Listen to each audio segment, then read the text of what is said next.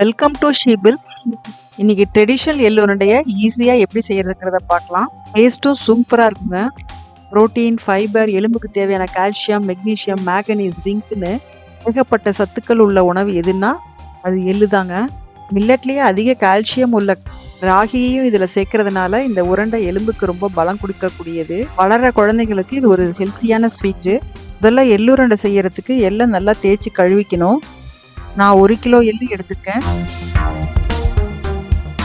இப்படி தண்ணி சுத்தமாக இருக்கிற வரைக்கும் கழுவணும். எள்ளில் கல் மண் இருக்கிறதுனால இப்படி நம்ம அரிச்சு எடுத்துக்கலாம். ஒரு ஃபில்டரில் போட்டு தண்ணியை வடிய வச்சுக்கோங்க. இப்படி சென்டரில் ஒரு டெப்த்து கொடுக்கும்போது எல்லா டைரக்ஷன்ல இருந்தும் தண்ணி சீக்கிரமாக வடியும். 1 hour அப்படியே விட்டுருங்க. தண்ணி நல்லா வடிஞ்சதுக்கப்புறம் ஒரு காட்டன் கிளாத்தில் நல்லா ஸ்ப்ரெட் பண்ணி வெயிலில் காய போடுங்க. ஒரு நாள் நல்லா காயட்டும். வெயிலில் காய வச்ச எல்லாம் அடுப்பில் ஒரு பேனில் போட்டு நல்லா வறுக்கணும். இதை ஆற வச்சு ஒரு ஏர்டைட் கண்டெய்னரில் 2-3 மாதம் கூட ஸ்டோர் பண்ணி வச்சுக்கலாம். பாரம்பரியமாக எள்ளுருண்டைய உரலில் போட்டு தான் இடிப்பாங்க. உரலில் போட்டு இடிக்கிற அளவுக்கே இந்த உருண்டை டேஸ்ட் ரொம்ப நல்லாயிருக்கும். 3 கப் ராகி மாவை ஒரு பவுலில் எடுத்துக்கணும். 2 பிஞ்ச் சால்ட் ஆட் பண்ணிக்கலாம். தண்ணியில் கூட சால்ட் ஆட் பண்ணிக்கலாம். ஸ்டார்டிங்கில் ஒரு 1/2 டம்ளர் அளவுக்கு தண்ணி ஆட் பண்ணிவிட்டு கரண்டியில் அப்படியே கிளறிக்கலாம். கொஞ்சம் கொஞ்சமாக தண்ணி ஆட் பண்ணிட்டு கையில் அப்படியே கிளறிட்டே இருக்கணும். கையில் பிடிச்சி பார்த்துட்டு அதை ஊற்றி விட்டோம்னா உதிர்ந்துடணும். இதுதான் கரெக்டான பதம். மாவில் நிறைய கட்டிகள்லாம் இருக்கும். கட்டிகளை ஈஸியாக ரிமூவ் பண்ணுறதுக்கு டிப் என்னன்னா, மிக்ஸி ஜாரில் மாவை போட்டு பல்ஸ் போர்டில் 3 தடவை போட்டோம்னா கட்டிகள் இல்லாமல் வந்துடும். 50 செகண்ட்ஸில் கட்டி இல்லாமல் வந்துருச்சு பாருங்க.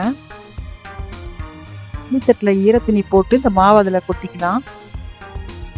பார்க்கறதுக்கு கட்டிகள் இருக்கிற மாதிரி இருந்தாலும் கையோ கரண்டியோ பட்டால் ஈஸியாக உடஞ்சிரும். இப்படியே எல்லா மாவையும் மிக்சியில் போட்டு இட்லி தட்டில் போட்டுக்கலாம். மாவை சென்டரில் ஒரு டெப்த்து கொடுத்தோம்னா சென்டரில் இருக்கிற ஹோல் வழியாக ஸ்டீம் வந்து மாவு கொஞ்சம் சீக்கிரமாக வேகும். இப்படி பண்ணுறதுனால நிறையா குவான்டிட்டி மாவை ஒரே டைம்லேயே வேக வைக்கலாம். ஃபுல் ஃப்ளேமில் 15 நிமிஷம் வேக வச்சுக்கணுங்க. எள்ளுருண்டை செய்கிற அன்னைக்கு பிரேக்ஃபாஸ்ட்டோ அல்லது டின்னருக்கோ இந்த ராகி புட்டை வச்சுக்கலாம். ஸ்வீட் அண்ட் காரம் ராகி புட்டு எப்படி செய்கிறதுங்கிறத ஒரு வீடியோ போட்டிருக்கேன். லிங்க்கை ஃபர்ஸ்ட் கமெண்ட்டில் பின் பண்ணியிருக்கேன், செக் பண்ணிக்கோங்க. இந்த ராகி புட்டை ஆற வச்சுக்கலாம். வெயிலில் காய வச்ச எள்ளை 3 கப் எடுத்து ஒரு பேனில் வறுத்துக்கலாம். மீடியம் ஃப்ளேமில் வச்சு வருங்க. கொஞ்ச நேரத்துலேயே 1-2 எள்ளு அப்படியே வெடிக்க ஆரம்பிக்கும். எள்ளு பார்க்குறதுக்கு பொரிஞ்ச மாதிரி இருக்குங்க. இந்த ஸ்டேஜில் அடுப்பை நிறுத்திடலாம். ராகி புட்டு வேகிறதுக்குள்ளே எள்ளை வறுத்து எடுத்துக்கலாம். எள்ளு ஆறுனதுக்கப்புறம் மிக்ஸி ஜாரில் போட்டு நைஸாக அரைச்சிக்கணும்.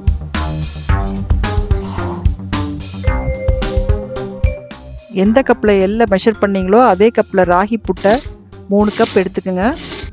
மிக்சியில் பல்ஸ் மோடு போட்டுக்கணும். அப்போ தான் எந்த கட்டியும் இல்லாமல் சாஃப்டாக இருக்கும். 2.5 கப் நாட்டு சர்க்கரை எடுத்து கட்டி இல்லாமல் வர்றதுக்கு மிக்சியில் ஒரு ஓட்டு ஓட்டிக்கலாம். இப்போ ஒரு பவுலில் 3ஐயும் போட்டு மிக்ஸ் பண்ணிக்கணும். எல்லாத்தையும் மிக்ஸ் பண்ணிவிட்டு இன்னொரு தடவை கண்டிப்பாக மிக்சியில் போடணும். எல்லாம் சேர்ந்து மிக்சியில் அரைக்கும் போது தான் இதோடைய டேஸ்ட் ஹைலைட் ஆகுங்க. அப்போ தான் எண்ணெய் பசம் நல்லா வெளியில் வரும். உருண்டை பிடிக்கும் போது கையில் எண்ணெய் நல்லா தெரியுங்க. கையில் எண்ணெய் ஒட்டினா தான் அது கரெக்டு பதம். எள்ளில் எண்ணெய் இருக்கிறதுனால உருண்டை ஷைனிங்காக நல்லா அழகாக இருக்குங்க. நீங்களும் ட்ரை பண்ணி பாருங்கள்.